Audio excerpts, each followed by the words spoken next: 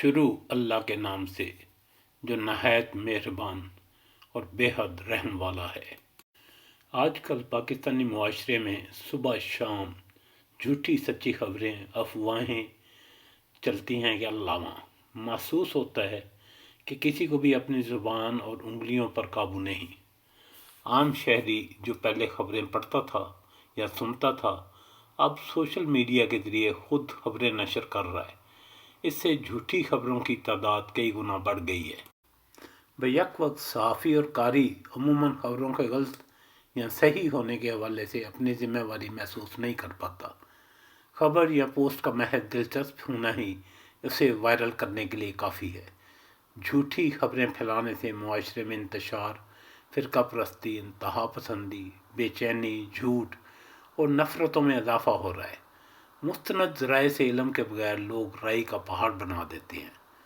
مروجہ عالمی معیار کے مطابق میڈیا کے 3 اہم اصول ہیں: شفافیت، تصدیق اور احتساب۔ قرآن کریم ہمیں 1400 سال پہلے سادہ الفاظ میں ان اصولوں سے آگاہ کر چکا ہے اور مسلمانوں پر حق اور انصاف کی بات کرنے کا حکم دیتا ہے۔ قرآن پاک میں ارشاد ہے، اے ایمان والو، اللہ سے ڈرو اور ٹھیک بات کیا کرو۔ حق بات کرنے کو اتنی اہمیت دی گئی ہے کہ دشمن کی دشمنی میں بھی اشتعال سے پرہیز اور انصاف کی گواہی کا حکم دیا گیا ہے۔ بلا تصدیق پوسٹ فارورڈ نہ کرنے کا اہم بنیادی اصول قرآن کریم میں واضح کر دیا گیا ہے، جس پر عمل کی ضرورت وقت گزرنے کے ساتھ ساتھ بڑھتی چلی جا رہی ہے۔ ارشاد باری تعالیٰ ہے، اے ایمان والو، اگر کوئی فاسق تمہارے پاس کوئی خبر لے کر آئے تو تحقیق کر لیا کرو، کہیں ایسا نہ ہو کہ تم کسی گروہ کو نادانستہ نقصان پہنچا بیٹھو اور پھر اپنے کیے پر نادم ہو۔ جھوٹی خبروں کی وجہ سے معاشرے میں نفرت پھیل رہی ہے، اخلاقی گراوٹ بڑھ رہی ہے۔ بے شک کچھ مدت کے بعد جھوٹ کا پول کھل جاتا ہے، لیکن اس وقت تک جو نقصان ہو چکا ہوتا ہے اس کا مداوع کرنا بہت مشکل ہوتا ہے۔ اس لیے دین نے مسلمانوں کو تصدیق کے بغیر کوئی بھی خبر نشر کرنے سے یکسر منع کیا گیا ہے۔ غلط خبریں اور بے لگام باتیں نشر کرنا مسلمانوں کے ساتھ دھوکہ اور فراڈ ہے۔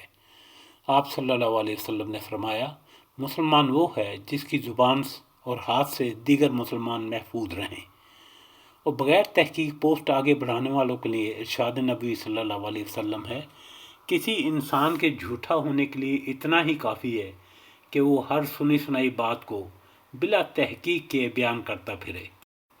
ایک اور موقع پر آپ صلی اللہ علیہ وسلم نے فرمایا کہ تمہارے لیے سنی سنائی باتوں کو ناپسند کیا گیا ہے۔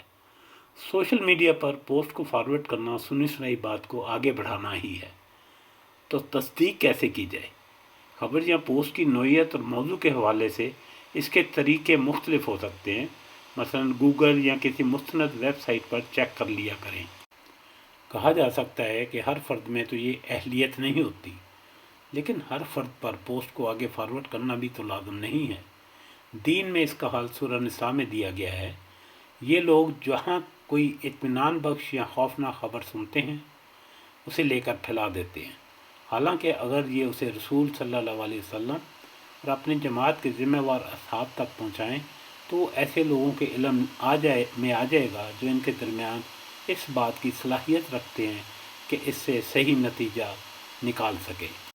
اس وقت پوری دنیا میں فیک نیوز اور افواہیں پھیلانے والوں کے خلاف قانون سازی ہو رہی ہے۔ قرآن میں 1400 سال پہلے ان کے خلاف کارروائی کی بات کی گئی۔ قرآن اور حدیث صلی اللہ علیہ وسلم کی روشنی میں ہم سب اپنا جائزہ لیں، معاشرے میں امن و سکون قائم رکھنے کے لیے نفرت کے بیج بونے کی بجائے سوسائٹی کو سدھارنے میں اپنا فرض ادا کریں۔ زبان پر قابو پانے کے ساتھ ساتھ اپنی انگلیوں کو بھی کنٹرول کرنا سیکھیں۔ بلا تصدیق کوئی میسیج آگے فارورڈ نہ کریں اور خواہ مخواہ گناہ کمانے سے بچیں۔ نفرت اور فحاشی پھیلانے کی بجائے ایک دوسرے کو خلوص نیت کے ساتھ دعاؤں کے تحفے بھیجا کریں۔ پیغامات ایک دوسرے کے لیے خوشی، ذہنی سکون اور آسانیوں کا سبب بنیں۔ نیکیاں اور سکھ کمائیں، جھوٹ اور غیبت سے بچیں۔ گناہوں کو بڑھانے کی بجائے ان کو ہلکا کریں۔ اللہ تعالی ہم سب کو نیک ہدایت عطا فرمائے۔ آمین ثم آمین۔